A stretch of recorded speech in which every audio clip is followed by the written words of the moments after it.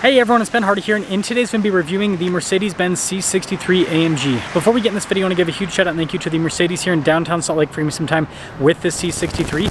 I'll include a link to their website in the description down below. Also include a link to my car buying guide. Let's get into it.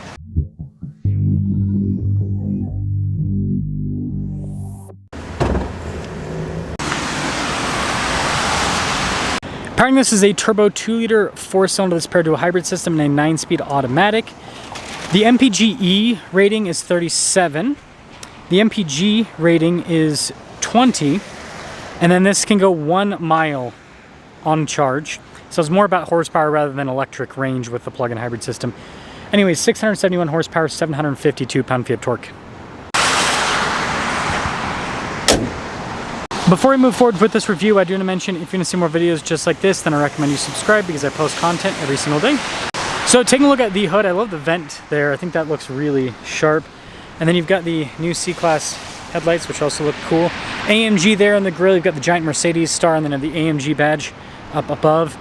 And when it comes to styling, I think they did a great job. Tire and wheel setup is 265 by 35 by 20 in the front, and then 275 by 35 by 20 in the rear. And you can see here with the wheels, you've got these silver. Notice they're also blacked out. You got the little AMG logo on them as well. Venting on the side, and then it says Turbo E-Performance. And then taking a few steps back, there's your side profile. Now this leads us to the key fob. We have our lock and unlock function. We got the opening for the trunk, AMG there, and then also on the back, AMG. Now this is a C-Class, so we've got pretty good storage here in the rear. It's not massive. If you want more storage, you're gonna have to go up to like an E-Class, for example. But just press that and that will lower the, well, it's supposed to lower the trunk lid. Let's try that again. There we go. That's a very aggressive badge there with the red taillights. Look cool. You can see with the AMG exhaust tips as well.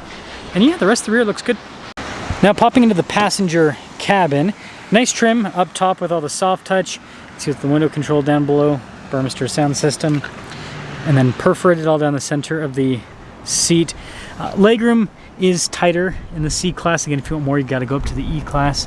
You do have vents in the back. You also have a sunroof in the rear as well. But that's all for that.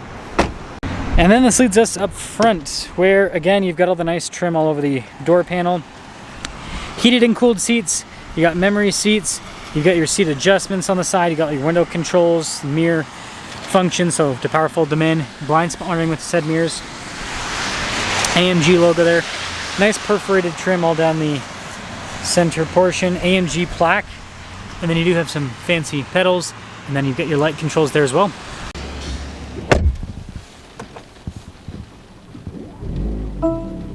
So taking a look at the steering wheel, you guys can see that you've got this nice perforated trim on either side. AMG logo there at the bottom, and then you got the cool drive mode select on the steering wheel. Yes, it does change the exhaust tone. And then to adjust different functions, you just press those little screens right there. Paddles on the back, practical controls in the front for the infotainment system, your volume voice controls, cruise control, controls there for the center screen. And then you have your regular turn signals, windshield wiper stalk, and then you have a column shifter. Full digital gauge cluster here in the center, which just like other modern Mercedes is pretty customizable. In terms of the info you can display, and then also just the theme of the cluster. I actually think that with this Sport, I think Sport probably makes sense. 360 camera system, really good resolution. Trajectory lines do turn with the steering wheel, and you can see it at different angles of the car, which I think that's a big plus. And then as for the rest of the infotainment system, this is the S-Class infotainment system, as I call it. It's quick to respond. You've got your climate controls built into the screen, dual zone climate, by the way. And you got shortcut buttons at the bottom to pull up different stuff like your vehicle. And then you can see here for the drive mode select. And yes, we do have a electric mode with this as well. But yeah, all very user-friendly. We got some storage in this area, some USB ports, and you got this nice trim that kind of covers everything here. Good storage in the center console as well. Got some ambient lighting there on the side. I'm not sure why the volume randomly turned on.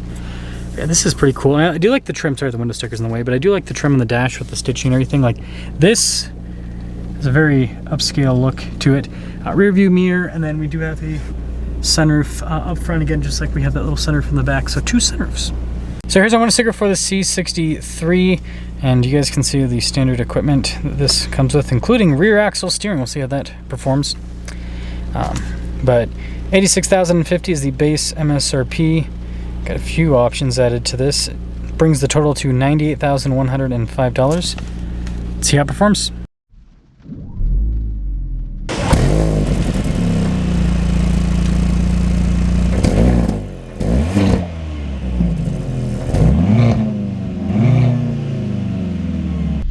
Well, let us set off in the C63. I read something that Mercedes kind of understands that they lost a lot of customers with these hybrid. Okay, I was making sure no one was honking at me. It's always hard to tell because this is such a tight lot. Anyways, with these hybrid 4-cylinders, and so I'm wondering if Mercedes is going to change the powertrain. I always forget the controls there on the side. Is going to change the powertrain on the C63. Time will tell on that. I'm not sure what they would do. I mean, maybe the inline 6. Seems like some people would be open to that, but obviously everyone's always going to be like V8, V8, V8.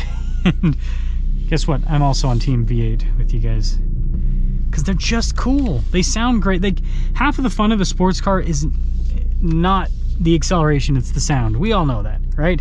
Electric cars have proven that the sound is just as important as the acceleration. Anyways, let's discuss how this drives. So ride quality for a 63 AMG is actually pretty good. It is firm, something to note. And the seats are comfortable, normal Mercedes fashion. Touch points, everything feels pretty darn high quality in here, which is another nice part of it.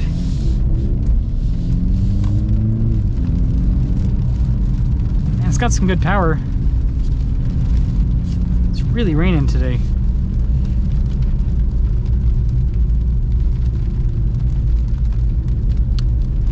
I mean, yeah, this is pretty daily drivable, I would say. And I think that's kind of what Mercedes was partially going for with this new 63, is making it so that it's a car that obviously has crazy performance, but it's something that you could drive every single day, so it's kind of like a 2-for-1 deal versus being something that is so focused on performance that you wouldn't really want to daily drive it. But like this is fine. Pop it into the Sport Plus mode. Ooh! Man, that got a lot more aggressive very quickly. Let's feel everything change just with the turn of a dial.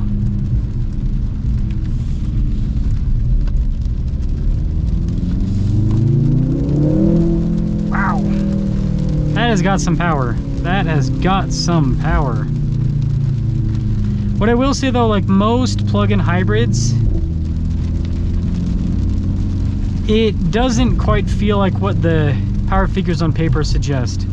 And just, sorry, most hybrids in general. It's kind of a thing that I've noticed over the years.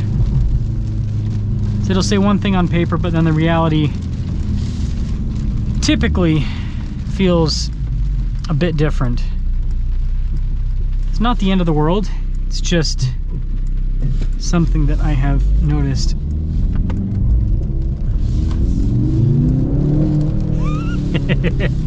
Yeah, this thing's pretty quick though. This thing's pretty quick. It's a cool car.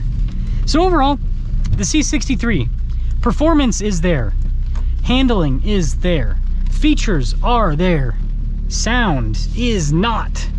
And again, I do think this is very important for people that buy a car like this. Like, I mean, I look at myself personally, I don't own any sports cars anymore. I don't plan on buying one probably ever again. Famous last words, right? But if I did, I want it to sound good. I don't care. Like, I would take a car that has a slower 0 to 60 and a lower top speed just to have a cooler sound. And I think a lot of people are in that same boat with me on stuff like this. So I'll be interested to see what Mercedes does moving forward. And you know, it ultimately comes down to the emission stuff, and we already have a pullback on EVs. I need to make like a dedicated video to this. We already have a pullback on EVs, but we might also have a pullback on just overall emissions restrictions on cars. So we might see some revivals with certain engines. Time will tell on that. But let me know what you guys think about the C63.